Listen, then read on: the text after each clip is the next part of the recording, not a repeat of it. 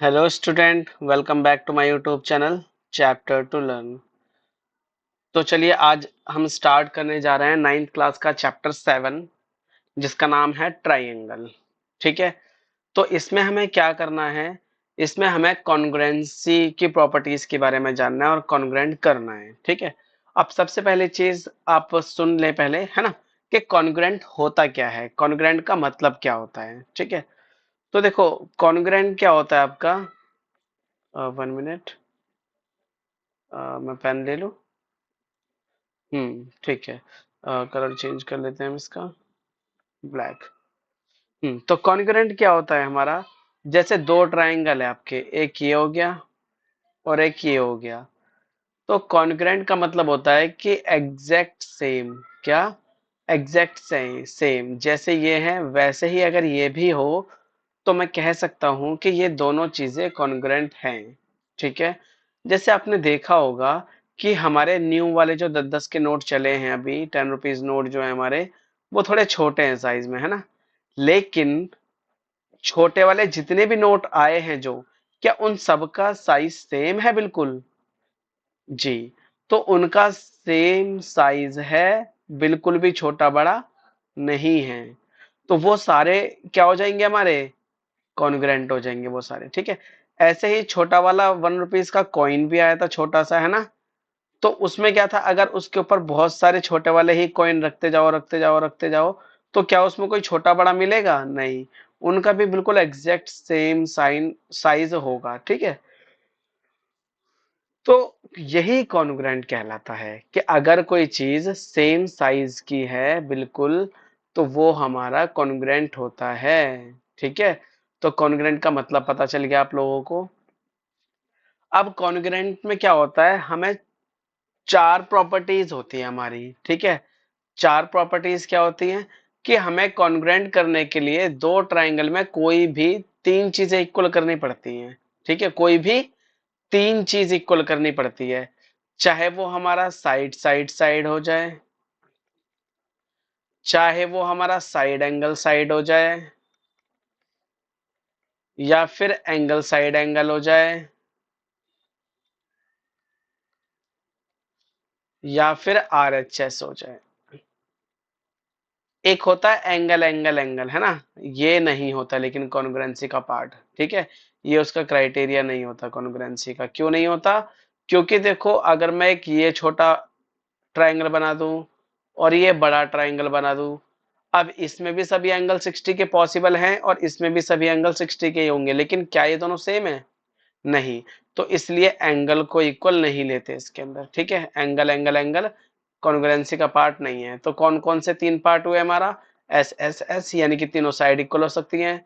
Side side angle, दो side एक angle equal होना चाहिए, दो एंगल के साथ एक साइड इक्वल हो सकती है। और आर एच एस का मतलब क्या होता है? आर का मतलब राइट एंगल, मतलब 90 डिग्री, एच का मतलब हाइपोटेनियस, और एस का मतलब साइड। ठीक है, हाइपोटेनियस क्या होता है? 90 के सामने वाली साइड को हाइपोटेनियस बोलते हैं, इसे राइट एंगल बोलते हैं। ठीक है, और देखो दो चीज तो इक्वल हो गई, एक ये हो गया और एक ये एंगल हो गया। तीसरा क्या? इन दोनों में से कोई भी एक साइड इक्वल आ जाए तीसरे पे। ठीक है, बस।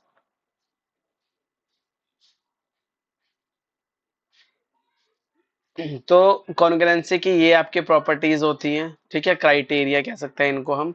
तो इन्हीं क्राइटेरिया का यूज करके ही आपको सभी ट्रायंगल को कॉन्ग्रुएंट करना है। ठीक है, तो चलिए देखते हैं फर्स्ट क्वेश्चन क्या कह रहा है हमारा। कह रहा है in a quadrilateral A B C D. तो ए बी सी डी आपको एक क्वाड्रिलेटरल दे रखा है। ठीक है, तो इस क्वाड्रिलेटरल में क्या है कि A C is equal to A D, question में गिवन है ये, है ना। देखो क्वेश्चन पढ़ो,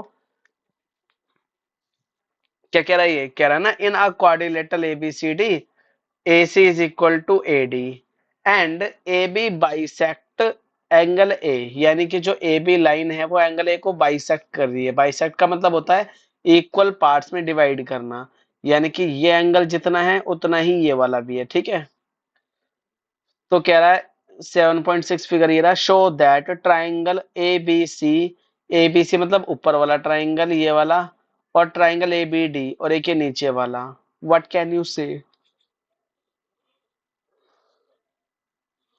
सॉरी, तो ये वाला ट्राइंगल हमें इसके सिमिलर कॉन्ग्रुएंट करना है। क्या करना है? दोनों ट्राइंगलों को कॉन्ग्रुएंट करना है। तो उसके बाद कॉन्ग्रुएंट करने के बाद क्या कह रहा है? What can you say about BC and BD, यानी कि ये बीसी और ये बीडी, इसके बारे में आप क्या कहना चाहेंगे? ठीक है, तो देखते हैं इसके बारे में हमें क्या कहना है। ठीक है, चलिए स्टार्ट करें क्वेश्चन को सॉल्व करना। देखो इसमें क्या है, इसको इस तरह के क्वेश्चंस करने के लिए आपको एक पैटर्न फॉलो करना होगा। वो पैटर्न आपका कुछ इस तरीके से होगा कि जब आप आंसर लिखना स्टार्ट करेंगे, सबसे पहले आप लिखेंगे गिवन। तो गिवन में क्या क्या दिया हुआ है आपको? A C is equal to A D, है ना? क्या दिया हुआ है? A C is equal to A D. और क्या दिया हुआ है इसके अंदर?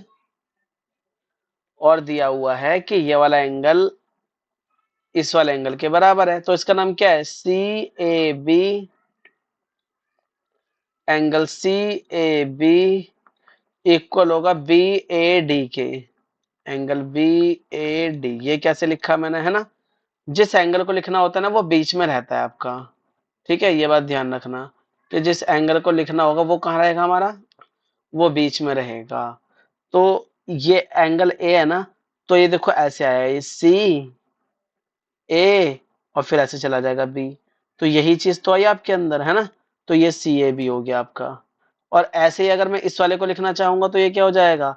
यहां से ये बी, फिर यहाँ पे ये ए और यहाँ पे ए डी, है ना? तो इस तरीके से बी ए डी बन जाएगा, ए बीच में रहेगा, बस ये बात ध्यान रखनी है आपको। ठीक है,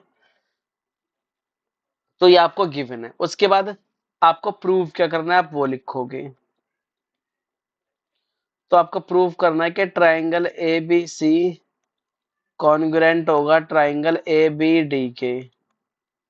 ये कॉन्ग्रुएंट का सिंबल होता है। ठीक है, इक्वल का निशान लगाओ और उसके ऊपर ऐसे करके बना दो ये, और फिर ऊपर ऐसे सांप लिटा दो। ठीक है, अब आते हैं और प्रूफ क्या करना है कि बी सी और बी डी के बारे में आप क्या कहना चाहेंगे। ठीक है, चलो इसे देखते हैं बाद में। फिलहाल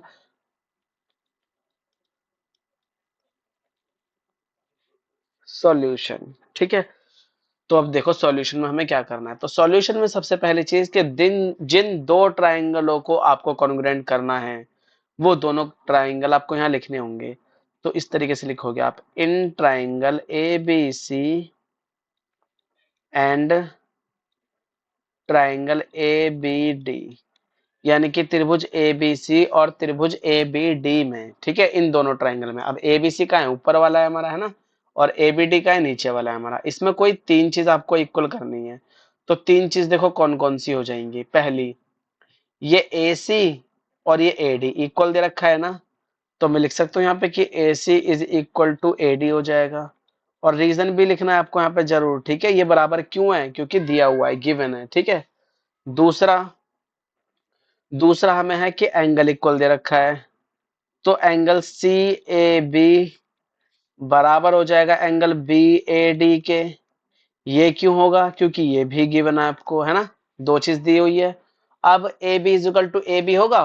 देखो कैसे, कि ये जो लाइन ए बी है ये वाली, ये ए बी लाइन ऊपर वाले ट्रायंगल में भी आ रही है और नीचे वाले ट्रायंगल में भी आ रही है ना? तो दोनों में ही तो सेम है ये ए बी। तो इसका मतलब क्या है कि जब कोई सेम चीज दोनों ट्रायंगल में आती है, तो उसके लिए हम लिखते हैं उभयनिष्ठ, यानी कि कॉमन।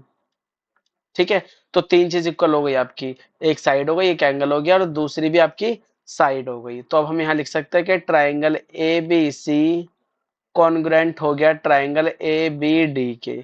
कौन सा क्राइटेरिया यूज हुआ है? दो साइड है और एक एंगल है। ठीक है, तो ये हो गया। उसके बाद क्या कह रहा था? ये कह रहा है what can you say about B C and B D. तो बेटा ये बात ध्यान रखना कि जब कभी भी दो ट्राइंगल कॉन्ग्रुएंट हो जाए, जैसे ये और ये हो गया ना कॉन्ग्रुएंट, नीचे मैंने लिख दिया, ये देखो कि ये दोनों कॉन्ग्रुएंट हो गए हमारे, है ना? ये फर्स्ट पार्ट प्रूव हो गया हमारा। तो जब दो ट्राइंगल कॉन्ग्रुएंट हो जाते हैं, तो उस ट्राइंगल की हर एक साइड और हर एक एंगल बराबर होता है। तो अब ये वाला एंगल इसके, सॉरी ये वाली साइड इसके साइड के बराबर हो जाएगी by C P C T. ठीक है, B C is equal to B D. तो हम यहाँ लिख देंगे B C is equal to B D. क्यों? C P C T. अब ये सी पी सी टी क्या होता है ना? तो सीपीसीटी का मतलब होता है corresponding part of congruent triangle. ठीक है, सीपीसीटी का मतलब क्या होता है? CPCT corresponding part of congruent triangle. ठीक है। लिख देता हूं मैं इसको यहाँ पे, और इसको बता भी देता हूं क्या होता है। कॉरेस्पॉन्डिंग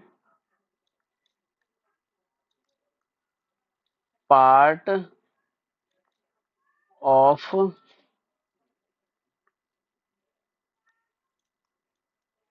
कॉन्ग्रुएंट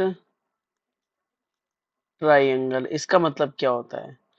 कॉरेस्पॉन्डिंग पार्ट का मतलब होता है, जैसे कि मान लो दो ट्राइंगल बना दूं मैं, एक ये रहा और एक ये रहा, है ना।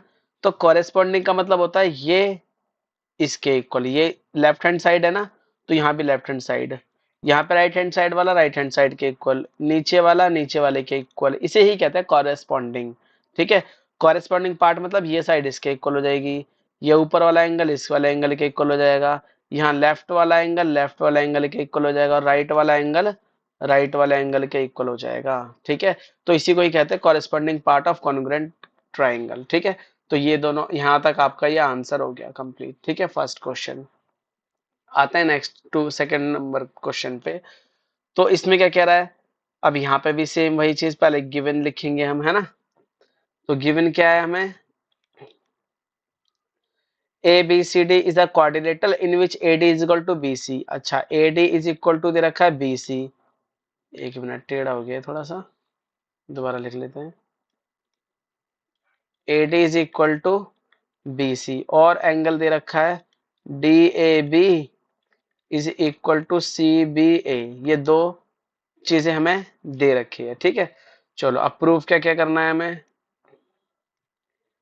हमें प्रूफ करना है part one, triangle A B D congruent हो गया ट्राइंगल बी ए सी के। एक तो ये प्रूफ करना है। दूसरा प्रूफ करना है कि बी डी इक्वल होगा ए सी के। और थर्ड पार्ट प्रूफ करना है angle A B D equal होगा एंगल बी ए सी के। ठीक है, ये तीन पार्ट प्रूफ करने हैं आपको। चलिए अब देखते हैं कैसे कैसे करेंगे। तो सॉल्यूशन स्टार्ट कर लें। सबसे पहले क्या लिखेंगे? जो ट्राइंगल को कॉन्ग्रुएंट करना है उन ट्राइंगल्स के नाम। तो in triangle A B D and triangle B A C. ठीक है, ए बी डी, अब देखो कहाँ है ये A B D, A B और ये डी, ये वाला ट्राइंगल, और एक ये रहा ए बी और ये सी, ये दोनों ट्राइंगल लेने हैं आपको। ठीक है, अब इन दोनों ट्राइंगलों में देखो क्या क्या चीज है, तीन इक्वल है।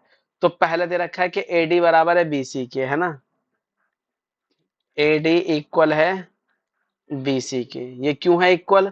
क्योंकि ये देखो हमें गिवन है A D is equal to B C. ठीक है, तो आप यहाँ लिखोगे गिवन है इसलिए इक्वल है। दूसरा, एंगल भी दे रखा है इक्वल, तो angle D A B equal to angle C B A. ये क्यों है? क्योंकि ये भी गिवन है हमें। दो चीजें इक्वल हो गई। अब तीसरे में क्या इक्वल होगा? तो ये देखो, ये जो साइड ए बी एस पे दो बार लाइन खिंच गई है ना, यानी कि ये इस वाले ट्राइंगल में भी आ रहा है और इस वाले ट्राइंगल में भी आ रहा है, नीचे वाले में। तो मैं लिख सकता हूँ कि A B is equal to A B हो जाएगा कॉमन। तो यहाँ लिखेंगे A B is equal to A B, इसे कहेंगे हम कॉमन। ठीक है, अब एक बार हिंदी में और बता दूं मैं ये चीज। गिवन को हम लिखेंगे दिया है हिंदी में, प्रूफ को हम लिखेंगे सिद्ध करना है, और सॉल्यूशन की जगह लिखेंगे हम हल। ठीक है, और फिर उसके बाद यहाँ पे लिखेंगे त्रिभुज ए बी डी तथा त्रिभुज बी ए सी में। ठीक है, ये हिंदी में लिखना है आप लोगों को। फिर यहाँ पे वही दिया है, और इसको लिखेंगे उभयनिष्ठ कॉमन की जगह, उभयनिष्ठ। ठीक है, तो ये आपके तीन चीजें इक्वल हो गई। तो अगर तीन चीजें इक्वल हो जाती है तो क्या हो जाता है फिर हमारा? कॉन्ग्रुएंट हो जाता है ना। तो लिख देंगे अब यहाँ पे कि triangle A B D congruent हो गया ट्राइंगल बी, एक मिनट, ए बी डी, हाँ ठीक है, बी ए सी, ज्यादा बिच्चा बिच्चा हो गया, इसे थोड़ा नीचे लिख देते हैं, ठीक है। यहाँ पे लिख देते हैं। तो triangle A B D congruent हो गया हमारा ट्राइंगल बी ए सी के। कौन सा क्राइटेरिया यूज हुआ है? दो साइड है, एक एंगल है, तो साइड एंगल साइड से, ठीक है। उसके बाद फिर दो पार्ट और हैं, देखो बी डी बराबर ए सी, ये क्यों बराबर होगा? तो भाई बी डी बराबर ए सी बराबर होगा क्योंकि सीपीसीटी है ना, ये बी डी यानी कि ये वाली लाइन और ये वाली लाइन, ये क्यों बराबर होगी? बी डी बराबर ए सी होगा बाय सीपीसीटी, ठीक है। तो यहाँ लिख देंगे साइड बी सी बराबर बी डी और ब्रैकेट में लिखेंगे सी पी सी टी, ठीक है। और एक और चीज दे रखी थी ना इसमें, एंगल निकालना था, तो वो भी क्यों हो जाएगा? क्योंकि वो भी बाय सीपीसीटी ही हो जाएगा, क्योंकि वो भी उसी ट्राइंगल में ही आ रहा है, सी सी पी सी टी, ठीक है। तो देखो ना, ए बी डी, ये हटा दूं, अभी दिखाता हूँ ए बी डी।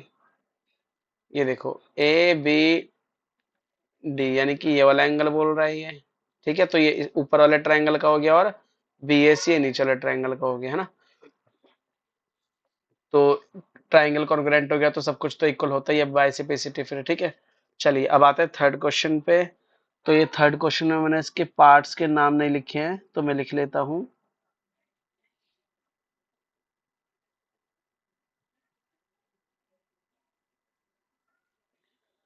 तो ये है आपका ए, ये है आपका डी, ये है आपका बी और ये है सी। इधर ये 90 है, इधर ये 90 है, ठीक है। और यहाँ बीच में है ओ। चलो गिवन में क्या क्या है? गिवन में दिया है आपको कि A D and B C are equal. A A D और बी सी ये आपको इक्वल दे रखे हैं क्वेश्चन में, ठीक है। पढ़ो, कह रहे ना A D and B C are equal, तो लिख दिया मैंने इक्वल। और क्या दे रखा है? ये एंगल 90 90 दे रखे हैं। तो angle C B O equal होगा एंगल ओ ए डी के, और दोनों कितने कितने के हैं? 90 90 के, ठीक है। ये आपको गिवन है। उसके बाद प्रूव क्या करना है आपको? प्रूव करना है show that C D bisect A B. अच्छा, यानी कि ये ए बी को बाइसेक्ट कर रही है। इसका मतलब मुझे प्रूव करना है कि ओ बी बराबर ओ ए होगा, क्योंकि बाइसेक्ट का मतलब क्या होता है? इक्वल पार्ट्स में डिवाइड करना, है ना। तो मुझे प्रूव करना है कि O B is equal to O A होगा। चलिए अब आते हैं सॉल्यूशन पे। तो in triangle O B C and triangle O A D, अब ये मैंने क्यों लिख रहा हूँ, है ना, इसमें बोला तो है नहीं कॉन्ग्रुएंट करने के लिए, तो मैं क्यों लिख रहा हूँ? क्योंकि जब कॉन्ग्रुएंट हो जाएगा तो ये अपने आप इक्वल हो जाएगा ना बाय सिपिसिटी, इसलिए कॉन्ग्रुएंट करेंगे हम, ठीक है। चलिए तो लिखे, स्टार्ट करें। तो पहली चीज इसमें आपको दे रखा है कि बी सी बराबर ए डी के, गिवन है ये हमें, ठीक है। दूसरा, angle C B O equal है ओ ए डी के, गिवन है ये भी 90 डिग्री, ठीक है। और तीसरा क्या है? तो तीसरा इसके अंदर देखो, ये वाला जो एंगल है ना, ये एंगल और ये एंगल, ये अपोजिट एंगल नहीं है, ये बराबरी तो होता है अपोजिट एंगल। तो ऊपर वाले ट्रायंगल में ये वाला एंगल और नीचे वाले ट्रायंगल में ये वाला एंगल इक्वल होगा, क्योंकि जब दो लाइन एक दूसरे को इस तरह से इंटरसेक्ट करते हैं तो ये एंगल इसके इक्वल होता है और ये वाला एंगल इसके इक्वल होता है। अपोजिट एंगल ही तो बोलते हैं इनको हिंदी में, शीर्षाभिमुख कोण। तो इसलिए बी ओ सी इक्वल होगा डी ओ ए के, क्यों? Opposite angle, vertically opposite angle लिख दो या खाली अपोजिट एंगल लिख दो, ठीक है। हिंदी में बोलते हैं इसको शीर्षाभिमुख कोण, शीर्षाभिमुख कोण, ठीक है बेटा। तो तीन चीजें इक्वल हो गई। तो triangle O B C congruent हो गया ट्रायंगल ओ ए डी के। कौन सा क्राइटेरिया? अब दो एंगल है, एक साइड है, तो यानी कि एंगल साइड एंगल से, ठीक है। और जब कॉन्ग्रुएंट हो गया तो O B is equal to हो जाएगा मेरा ओ ए के by C P C T, ठीक है। क्योंकि दो चीज इक्वल हो गई तो अपने आप ही इक्वल हो जाता है वो कॉन्ग्रुएंसी प्रॉपर्टी से, ठीक है। चलिए अब यहाँ आते आते हैं क्वेश्चन नंबर 4 पे। कह रहा है एल और एम यानी कि ये और ये दोनों लाइन पैरेलल है, पी और क्यू भी पैरेलल है ना। तो गिवन, तो गिवन में क्या क्या है आपको? गिवन में है कि P पैरेलल है Q के और L पैरेलल है M के, ठीक है, ये आपको गिवन है। और प्रूव क्या करना है? प्रूव आपको करना है कि ट्राइंगल ABC कॉन्ग्रुएंट होगा ट्राइंगल CDA के, ठीक है। चलिए सॉल्यूशन अब देखते हैं कैसे करेंगे। तो एक बात बताओ, जब ये आपको पैरेलल दे रखा है, ये लाइन L और M पैरेलल दे रखा है ये पूरा यहाँ पे, तो अगर जब लाइन पैरेलल होती है तो देखो ये Z नहीं बन गया ऐसे करके, ये हो गया। तो यानी कि क्या मैं कह सकता हूँ कि ये एंगल इसके इक्वल हो जाएगा, एक एंगल इक्वल हो गया। अच्छा ये भी तो आपको वो दे रखा है पैरेलल, ये वाली लाइन और ये वाली लाइन, है ना। तो इसके अंदर ये ऐसे करके भी तो Z बन जाएगा आपका। तो यानी कि मैं कह सकता हूँ कि ये वाला एंगल इसके इक्वल हो जाएगा, है ना। ये ऐसे करके एन टाइप से नहीं बन गया ये, तो ये वाला एंगल इसके इक्वल हो जाएगा। तो वही तो मैंने लिखा है यहाँ पे, ठीक है। तो इससे क्या होगा, दोनों एंगल इक्वल हो जाएंगे। तो आते हैं सॉल्यूशन में। तो लिखेंगे इन ट्राइंगल, ऊपर वाले का नाम है एडीसी, इसे थोड़ा सा हटा देता हूँ अब, है ना। तो ऊपर वाले का नाम हो गया आपका एडीसी और नीचे वाले का नाम हो गया बीएसी, ठीक है। तो दोनों ट्राइंगल के अंदर तीन चीजें इक्वल करनी है, तो मैंने आपको जेड बना के दिखा दिया। तो इसमें ये वाला एंगल इसके इक्वल होगा, तो इसका नाम हो जाएगा डी ए सी, एंगल का निशान होता है, ठीक है, ये एंगल का निशान होता है। डी ए सी बराबर होगा angle A C B, A C B, एक एंगल इक्वल हो गया, क्यों? इसे कहते हैं ऑल्टरनेट एंगल, ऑल्टरनेट एंगल, ठीक है। ऑल्टरनेट एंगल को हिंदी में क्या बोलते हैं? एकांतर कोण।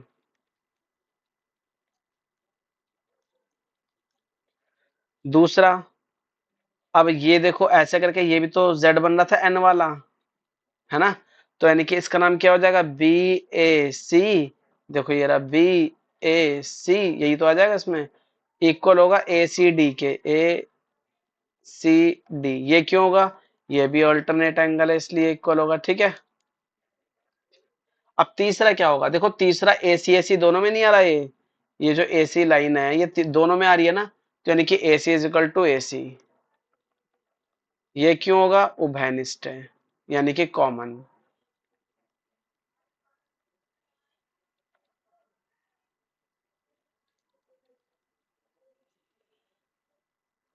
तो अब triangle A D C congruent हो जाएगा ट्राइंगल बी ए सी के, है ना। ये दोनों ट्राइंगल कॉन्ग्रेंट हो गए। कौन सा क्राइटेरिया यूज हो रहा है? दो एंगल है, ये भी एंगल है, ये भी एंगल है, और ये साइड है, यानी कि एंगल साइड एंगल से, ठीक है।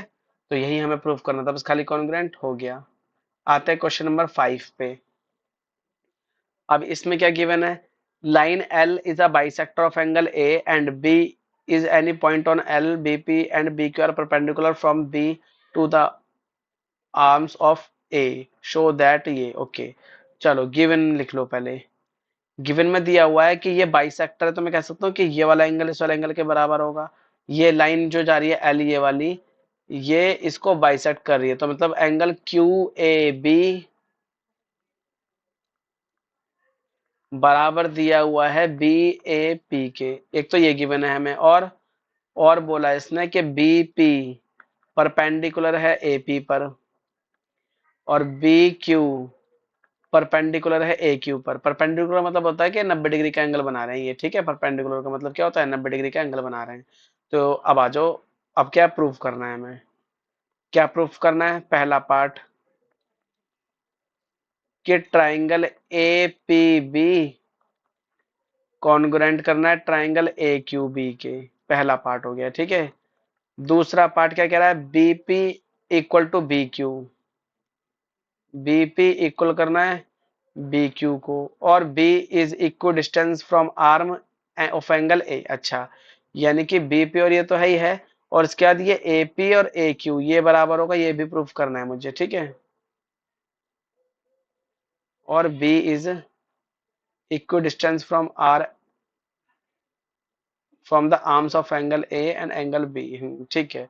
चलो अब आते हैं, स्टार्ट करते हैं क्वेश्चन को।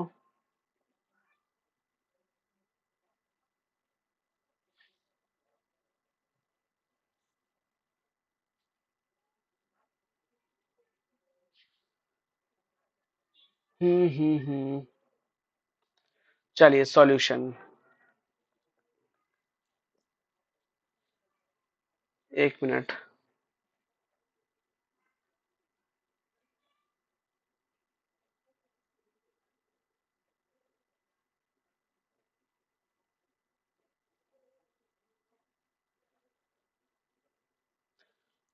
चलिए अब एक मिनट का बस वो कुछ काम पड़ गया था।